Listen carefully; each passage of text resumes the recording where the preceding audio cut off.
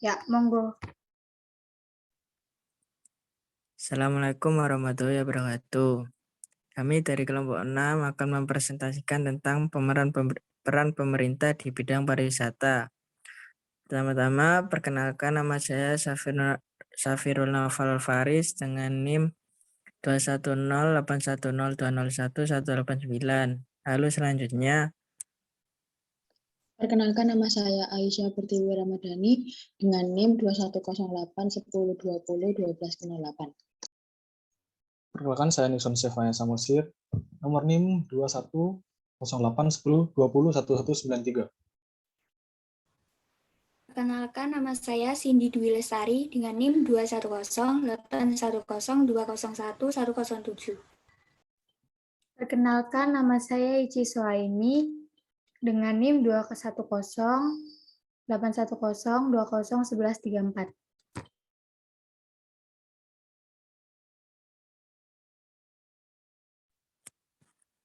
pertama-tama saya akan membacakan latar belakang tentang peran pemerintah di bidang pariwisata ini. Indonesia dikenal sebagai negara yang memiliki banyak keindahan alam. Disitulah potensi yang bisa kita kembangkan, yaitu di bidang pariwisata. Potensi tersebut bisa kita kembangkan untuk menambah kebutuhan negara kita, salah satunya memajukan perekonomian negara. Peran pemerintah sangat penting dalam pengembangan ini, yang dimana pemerintah menyediakan infrastruktur, fasilitas pengembangan SDM, dan lain-lain. Kontribusi dari sektor pariwisata secara internasional dan nasional memperlihatkan prospek ekonomi yang sangat berdampak positif. Peran pemerintah berupa kebijakan dalam upaya untuk mengembangkan dan regulasi pariwisata pada rencana pembangunan perekonomian di Indonesia, yaitu dengan memperlihatkan bahwa pemerintah sudah menyadari akan besarnya dampak dan manfaat yang diberikan oleh sektor pariwisata. Lalu selanjutnya akan dilanjutkan oleh teman saya.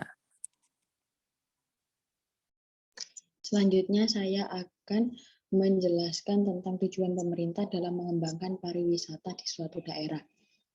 Nah, pariwisata itu sendiri berasal dari bahasa Sanskerta yang terdiri dari dua kata, yaitu pari yang berarti penuh, seluruh, atau semua, dan kata wisata yang bermakna perjalanan. Selain itu, secara etimologi, kata pariwisata diidentikan dengan kata travel dalam bahasa Inggris yang dilakukan berkali-kali dari satu tempat ke tempat lainnya. Atas dasar itu pula, dengan melihat situasi dan kondisi saat ini, pariwisata dapat diartikan sebagai suatu perjalanan terencana yang dilakukan secara individu atau kelompok dari suatu tempat ke tempat lainnya dengan tujuan untuk mendapatkan kepuasan. Dalam Undang-Undang Nomor 10 tersebut dijelaskan bahwa wisata adalah kegiatan perjalanan yang dilakukan oleh seseorang atau sekelompok orang dengan mengunjungi tempat tertentu untuk tujuan rekreasi, pengembangan pribadi, atau mempelajari keunikan daya tarik wisata yang dikunjungi dalam jangka waktu tertentu. Sedangkan pariwisata adalah berbagai macam kegiatan wisata dan didukung berbagai fasilitas serta layanan yang disediakan oleh masyarakat, pengusaha, pemerintah, dan pemerintahan daerah. Indonesia sebagai pembangunannya berusaha membangun industri pariwisata sebagai salah satu cara untuk mencapai neraca perdagangan luar negeri yang berimbang. Pengembangan kepariwisataan saat ini tidak hanya untuk menambah devisa negara maupun pendapatan pemerintah daerah, melainkan juga diharapkan dapat memperluas kesempatan berusaha di samping memberikan dapat menaikkan taraf hidup masyarakat yang tinggal di kawasan tujuan wisata tersebut melalui keuntungan secara ekonomi dengan mengembangkan fasilitas yang mendukung dan menyediakan fasilitas rekreasi, wisatawan, dan penduduk setempat saling diuntungkan. Pengembangan daerah wisata hendaknya memperlihatkan tingkat budaya, sejarah, dan ekonomi dari tujuan wisata itu sendiri. Pariwisata ini bukan saja sebagai sumber devisa, tetapi juga merupakan faktor dalam menentukan lokasi industri dalam perkembangan daerah-daerah yang miskin sumber-sumber alam, sehingga perkembangan pariwisata adalah salah satu cara untuk memajukan ekonomi di daerah-daerah yang kurang berkembang tersebut sebagai akibat dari kurangnya sumber daya alam.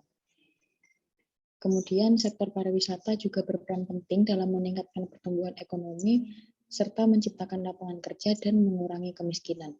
Pariwisata juga salah satu sumber sektor yang paling pesat pertumbuhannya. Berdasarkan laporan yang diterbitkan oleh WTTC pada tahun 2010, sektor pariwisata mempekerjakan kurang lebih 235 juta orang di seluruh dunia, serta berkontribusi sebesar 9,3% dari produk domestik bruto global. Di Indonesia, sektor pariwisata berkontribusi sebesar 9,1% dari PDB dan secara langsung dan tidak langsung mempekerjakan lebih kurang 8,9 juta orang. Materi selanjutnya disampaikan oleh teman saya. Selanjutnya adalah pihak-pihak yang berperan membantu dalam pengembangan sektor pariwisata. Itu sendiri ada 7. Yang pertama, pemerintah. Pariwisata merupakan salah satu aspek penting dalam suatu wisata wilayah. Bila dikembangkan dengan baik, maka akan menjadi satu potensi yang dapat meningkatkan pendapatan daerah tersebut. Lalu yang kedua adalah masyarakat. Pengembangan sektor pariwisata tidak dapat berjalan dengan baik tanpa adanya peran serta pihak lain. Manfaat yang optimal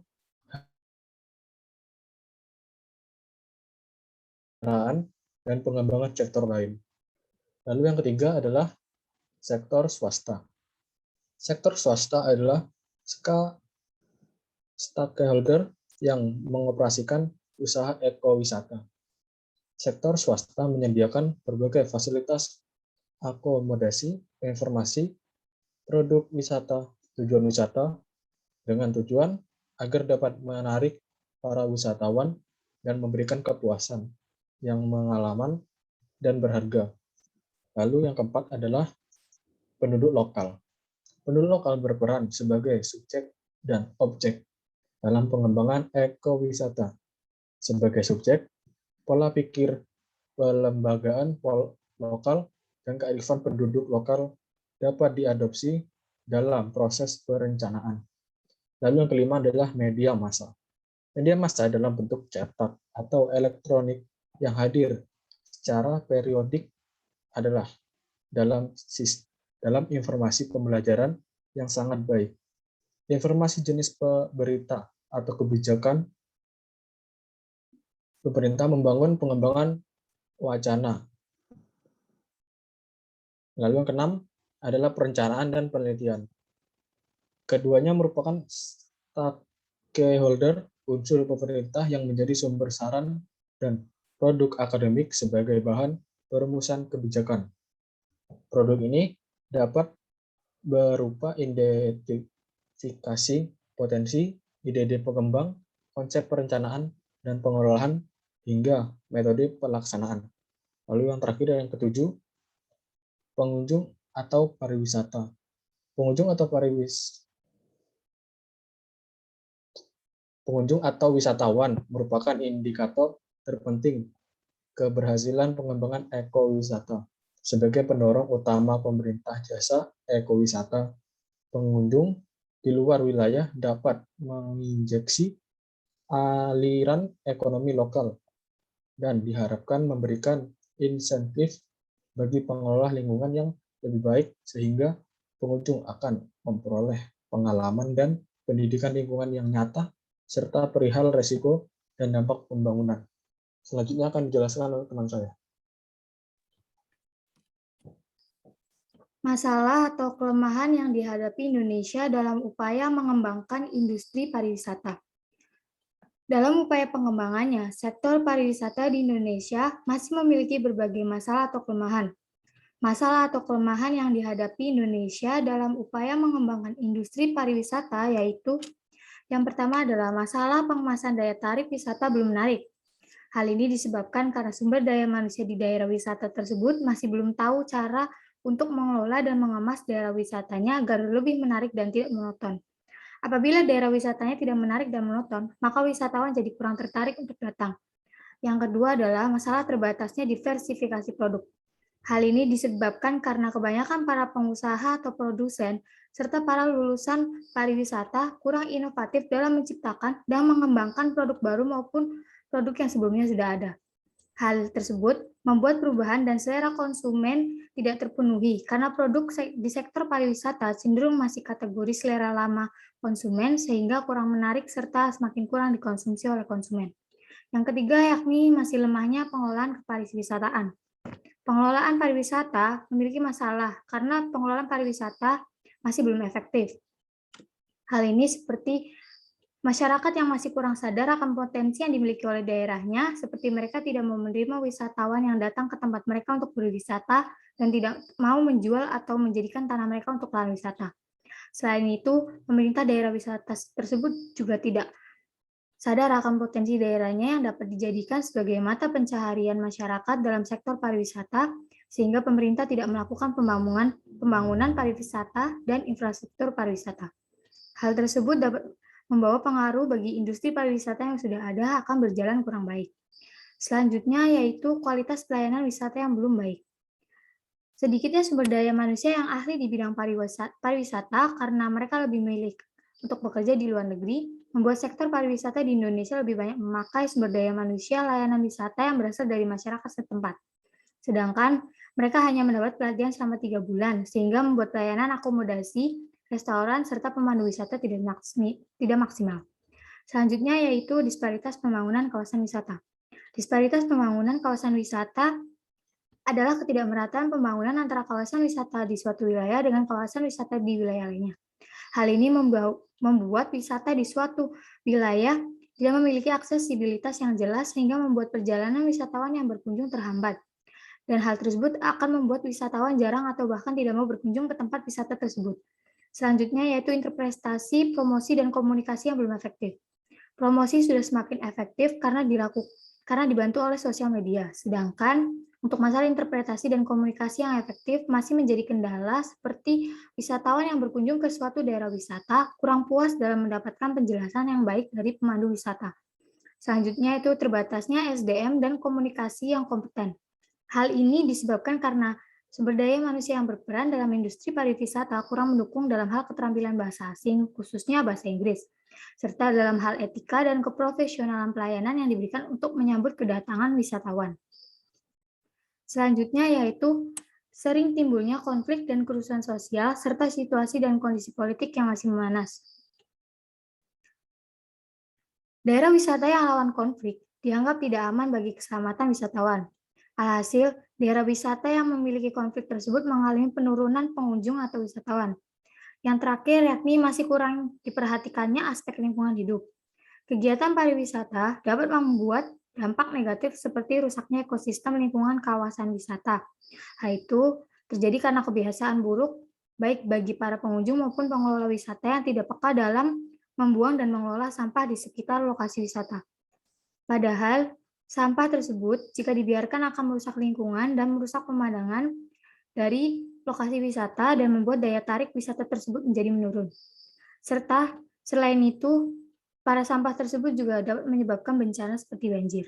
Berbagai masalah atau kelemahan yang dihadapi dalam pengembangan sektor pariwisata harus segera ditangani agar perkembangan sektor pariwisata di Indonesia dapat berjalan dengan baik dan dapat membuat pembangunan serta pertumbuhan perekonomian di Indonesia menjadi lancar dan semakin maju. Selanjutnya akan dijelaskan oleh teman saya. Baik, jadi saya di sini akan menjelaskan mengenai langkah-langkah apa yang dilakukan pemerintah dalam upaya memperbaiki masalah dan peningkatan devisa pariwisata di Indonesia, di mana pengembangan pariwisata yang mampu menunjang pertumbuhan ekonomi itu dapat dilakukan dengan memperhatikan beberapa hal sebagai berikut. Yang pertama yaitu penetapan peraturan untuk meningkatkan pelayanan. Nah, perlu ditetapkan beberapa peraturan yang berpihak pada peningkatan mutu pelayanan pariwisata dan kelestarian lingkungan wisata, bukan berpihak pada kepentingan pihak-pihak tertentu. Selain itu, perlu diambil tindakan yang tegas bagi pihak-pihak yang melakukan pelanggaran terhadap aturan yang telah ditetapkan. Yang kedua, yaitu pengelola pariwisata harus melibatkan masyarakat setempat. di mana hal ini penting karena pengalaman pada beberapa daerah tujuan wisata atau disingkat dengan DTW sama sekali tidak melibatkan masyarakat setempat. Akibatnya, tidak ada sumbangsih ekonomi yang diperoleh masyarakat sekitar. Contoh kasusnya yaitu pengelolaan DTW di Pantai Wanukaka, Kabupaten Sumba Barat, Nusa Tenggara Timur. Pada DTW tersebut, masyarakat tidak berkesempatan untuk terlibat, baik untuk menjual hasil-hasil pertanian, kerajinan, maupun menjadi karyawan di tempat itu. Yang ketiga yaitu kegiatan promosi harus beragam.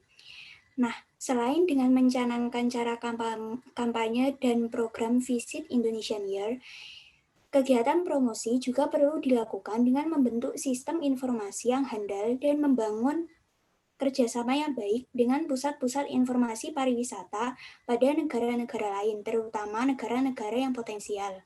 Yang keempat, yaitu kerja sama pemerintah dengan swasta dan pemerintah daerah, di mana pemerintah pusat membangun kerjasama dengan kalangan swasta dan pemerintah daerah setempat, yaitu dengan sistem yang jujur, terbuka, dan adil. Kerjasama ini penting untuk lancarnya pengelolaan secara profesional dengan mutu pelayanan yang memadai.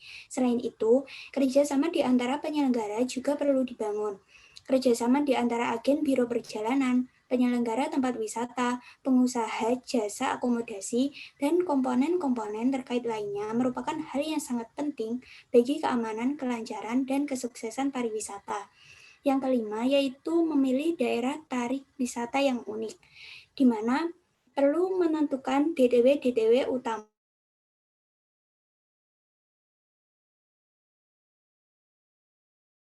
Kebetulan, saat ini objek wisata yang alami dan tradisional menjadi sasaran utama para wisatawan asing.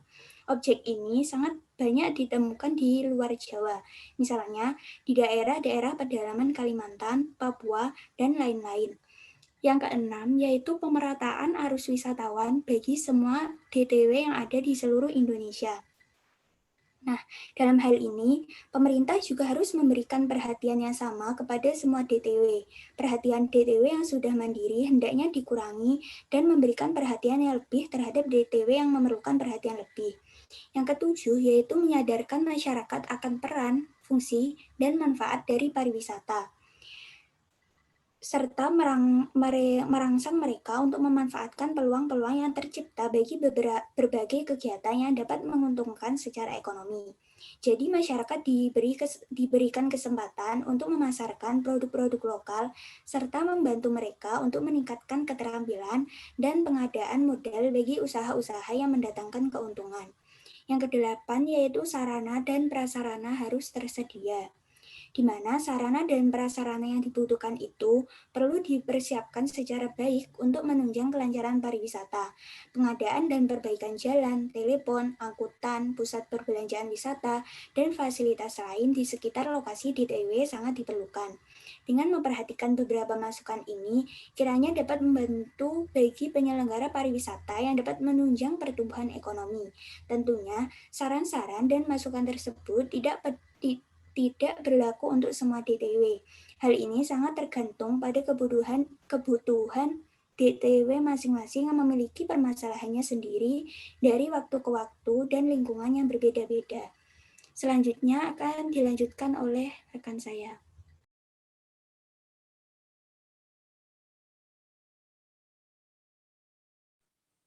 Selanjutnya kesimpulan. Kesimpulannya yaitu pariwisata dapat menaikkan taraf hidup masyarakat yang tinggal di kawasan tujuan wisata tersebut melalui keuntungan secara ekonomi dengan cara mengembangkan fasilitas yang mendukung dan menyediakan fasilitas rekreasi wisatawan dan penduduk setempat saling diuntungkan. Sekian dari presentasi kami. Wassalamualaikum warahmatullahi wabarakatuh. Waalaikumsalam warahmatullahi wabarakatuh.